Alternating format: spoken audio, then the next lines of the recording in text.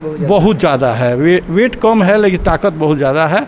और हमको उम्मीद है कि अब कैसे ओम प्रकाश बहुत खराब है। आप अब जा कर के लोगों से पूछिए ना, लोग एक अफवाह फैलाए थे कि ओम प्रकाश वार्ड तो एक जात से आप जीतिए नहीं पाइएगा, लोकसभा कहाँ जीतिएगा। अगर भारतीय जनता पार्टी के शीर्ष नेतृत्व ने इसकी भूल की तो भारतीय जनता पार्टी का एक छोटा सा कार्यकर्ता भी कविता सिंह को हरा देगा। मेरा कहना ये रहेगा कि 2009 से लेकर 10 साल आप सत्ता में काबिज रहे, लेकिन सिसोन ढाला का जो दयनीय स्थिति अभी तक नहीं बन पाया का माहौल था।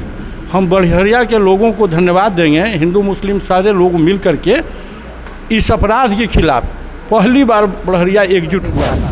लेकिन आपके विरोधी खेमे के लोग कह रहे हैं कि ओम प्रकाश यादव दिल्ली डेरे पर ले जाकर और ये लोगों से टैक्स लेते हैं तब उनका इलाज करवाते हैं। अगर माले ले लिया सीट बाई द वे महागठबंधन से तो लड़ाई तो माले से हम लोगों को लड़ना पड़ेगा ना। अब लोग कह रहा है कि ओम प्रकाश ठीक रहे सिवान खातिर, कम से कम लोग के ले जाओ इलाज करावे खियावे पियावे न। BA, BCom, BSc, MA, MCom करें विश्व की सबसे बड़ी यूनिवर्सिटी इग्नू से। सॉल्व असाइनमेंट्स और गाइड बुक्स प्राप्त करें। संपर्क करें Mahakal computers, DAV PG college के पास, पंच मंदिरा मोड़ से दाहिने, सिवान। नमस्कार, स्वागत है आपके मेरे चैनल में और मैं हूँ आपके साथ यूनुस। देखिए, सिवान के पूर्व सांसद ओम प्रकाश यादव हैं। पिछले दिनों बढ़िया में जब तांडव मचाया जा रहा था तो इनका बढ़िया में आगमन हुआ था। हम जानेंगे आखिर SDPO साहब से क्या कुछ बातें हुई उसको लेकर। और दूसरी नंबर बात यह है कि सिवान में ऐसा ये माहौल बना दिए कि लग रहा है कि बस अगले मन चुनाव होने वाला है। हम जानेंगे, लेकिन इनको भी अभी तक संतुष्टि नहीं है कि इन्हें भाजपा इन्हें टिकट दे रही है। बिल्कुल हम इसे तमाम चीज़ों पर प्रकाश डालेंगे। बढ़िया आपका आगमन हुआ था नेताजी। निश्चित रूप से बढ़िया थाना के जस्ट बगल में 50 मीटर के बगल में थाना है। वहाँ थाना पर दुकानदार के यहाँ गोली चली। एक जनप्रतिनिधि होने के नाते मेरा कर्तव्य था उस परिजन से मिलना। पैर में गोली लगी, चलिए आदमी बच गया और भय का माहौल था। हम बढ़िया के लोगों को धन्यवाद देंगे, हिंदू मुस्लिम सारे लोग मिल करके इस अपराध के खिलाफ पहली बार बढ़िया एकजुट हुआ था और अपराधी को चिन्हित करके गिरफ्तारी की मांग हो रही थी। और प्रशासन को भी हम धन्यवाद देंगे कि उसमें गिरफ्तारी हुई है। 2 रिवाल्वर, गोली, कांटा और 6,15,000-16,000 रुपया ही रिकवरी हुआ है। तो निश्चित रूप से प्रशासन और SDPO साहब बधाई के पात्र हैं कि उनके अथक प्रयास से। लेकिन बढ़िया के लोग कह रहे हैं कि ये कहीं और का मैटर है या कहीं और लाकर थाप दी गई लोगों को संतुष्टि देने के लिए। बाचाजी पांडे विधायक जी कह रहे हैं कि RSS के यहाँ थे इसमें। बाचाजी पांडे अगर कह रहे हैं तो वो अपने बड़े भाई से पूछें। उनके बड़े भाई हम लोगों के मित्र हैं, बड़े भाई हैं टूनाजी पांडे।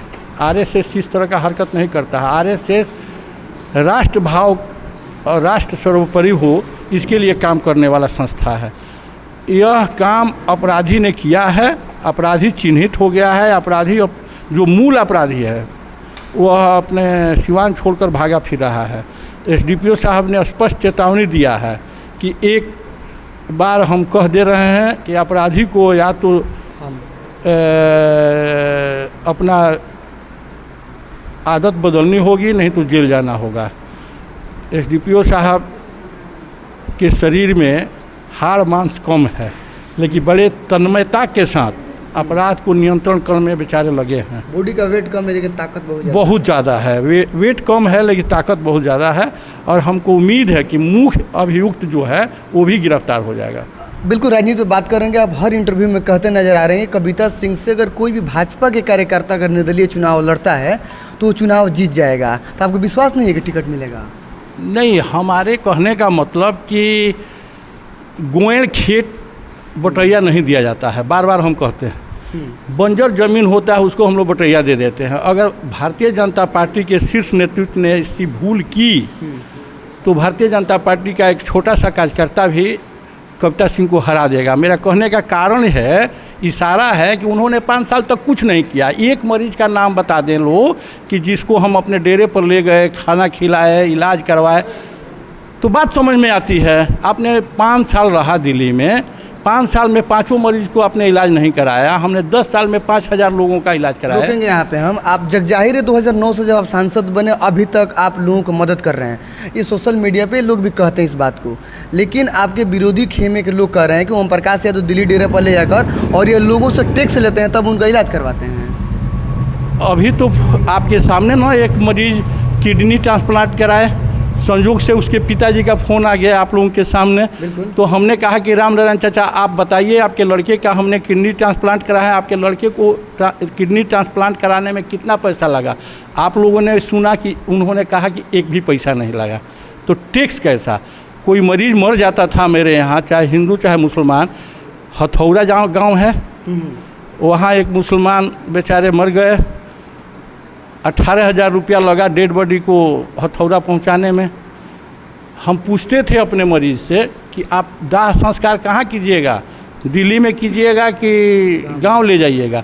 तो लोग कहते थे कि गांव ले जाएंगे, तो अपने खर्चे से उनके मरीज को, उनके लाश को उनके घर पहुंचाते थे। अगर वह दिल्ली में करते थे तो 5,000 रुपये देते थे, दाह संस्कार करवाते थे। अरे जहाँ 300-400 मरीज हैं, 1-2 आदमी तो मरते ही थे। टैक्स लेने के बदला हम टैक्स देते थे भैया। महेंद्र यादव डीएम थे, हमारे घर के बगल में 5 आदमी मर गए, जिसमें एक अल्पसंख्यक मजदूर भी मर गया। 5-5 हज़ार रुपया हम तुरंत, वकील यादव हैं मधवापुर के लड़के, उनसे कहा कि वकील भाई 25,000 रुपया आप दे दीजिए उनको, ताकि वो लोग दाह संस्कार कर लें। हम आएँगे तो 4-4 लाख रुपया डीएम साहब से दिलवाएँगे। तो हमारा पैसा तो तुरंत मिल गया उन लोगों को। डीएम साहब देख लिए थे पेपर में। जब 4-4 लाख रुपया के लिए डीएम साहब के पास गए तो उन्होंने कहा कि आप काहे देते हैं एमपी साहब, आपके कहने से तो हम 4 लाख रुपया देते ही हैं। हमने कहा कि सर आप जो देते हैं चेक देते हैं, 1 महीना पर भंजेगा। अभी उस मजदूर को कपड़ा खरीदना होता है, लकड़ी खरीदना होता है, तो इसलिए उन्हीं का दिया हुआ वेतन मिलता है। उनके वेतन में से हम अगर 5,000 दे ही दिए तो हमारा क्या नुकसान होता? तो इस तरह टैक्स लेने, ये टैक्स जो कहते हैं लोग, विरोधी लोग, वही लोग टैक्स लेते हैं। हम तो आज जीवन में न टैक्स लिए, न रंगदारी किए, न ठेकेदारी किए हैं, सेवा किए हैं। सेवा के माध्यम से जो हमें कुछ मिलता है जनता में बांट करके खा लेते हैं। राजनीति में अगर मगर की बात होती है, अगर भाजपा के खाते में सीट नहीं जाता है सिवान, तो ओम प्रकाश यादव क्या करेंगे? शीर्ष नेतृत्व जो निर्णय करेगा हम लोग उसका पालन करेंगे। आप कहाँ पालन करने की बात करें? एक तरफ कह रहे हैं अगर चिराग पासवान के खाते में अगर टिकट जाता है तो हम लोग जोरशोर विरोध अच्छा करेंगे। एक बात बताइए, आप भी सिवान हैं, आप भी सिवान के हैं, हम भी सिवान के हैं। चिराग पासवान का क्या माने संगठन है क्या सिवान? सीटों की मांग की है चिराग पासवान? जहाँ मांगना है मांगे। सिवान में उनका तो कोई न जनाधार है और न कोई उनका संगठन है, न कोई नेता है कि कोई लड़ सके लोकसभा। लेकिन आप जनाधार की बात कर रहे हैं, सिवान में देखा जाए तो यादवों का दबदबा ज़्यादा है इस मरतबे के लोकसभा चुनाव में। इधर श्रीनिवास यादव आ रहे हैं और बैरी चौधरी की बात चल रही है। माले के जो यादव जी हैं पूर्व लोकसभा प्रत्याशी रह चुके हैं, एक आप होंगे, 4 यादव की बात चल रही है। वार्ड तो एक जात से आप जीतिए नहीं पाइएगा, लोकसभा कहाँ जीतिएगा? वो लोग तो कह रहे हैं कि विधायक के चुनाव अभी नहीं। देखिए बता रहे हैं, लोकसभा जीतने के लिए हर जात, हर धर्म, हर बूथ पर आपको वोट चाहिए। वार्ड में तो आप एक जात से जीतिए नहीं पाइएगा, लोकसभा कहाँ जीत पाइएगा? जो लोग जात की बात करते हैं बेईमानी की बात करते हैं, ऐसी कोई बात नहीं। अगर बाय द वे इस तरह की कोई बात हुई तो जनता मालिक होती है लोकतंत्र में। लोकसभा में तक्कड़ किसको मानते हो ओम प्रकाश यादव सिवान में? देखिए लोकसभा आरजेडी से ही लड़ाई है और माले, अगर माले ले लिया सीट बाय द वे महागठबंधन से, तो लड़ाई तो माले से हम लोगों को लड़ना पड़ेगा ना। माले से अगर आरजेडी ले लिया तो आरजेडी से यही 2 पार्टी है, दूसरा कौन पार्टी है? चलिए एक अंतिम सवाल यही रहेगा कि 2009 से लेकर 10 साल आप सत्ता में काबिज रहे, लेकिन सिसोन ढाला का जो दयनीय स्थिति अभी तक नहीं बन पाया। एक बार नहीं, आपके चैनल पर 1000 बार हम कहे हैं कि हमने जब सांसद थे तो उस समय सिसोन ढाला की स्वीकृति रेलवे मंत्रालय से स्वीकृति करा दिया। आप चलें मेरे साथ, बृहस्पतिवार को चल रहे हैं रेल मंत्रालय में, आपको ले चलेंगे, दिखला देंगे। बिहार सरकार को एनओसी देना है और बिहार सरकार को अपने 25% राशि देनी है अप्रोच रोड बनाने के लिए।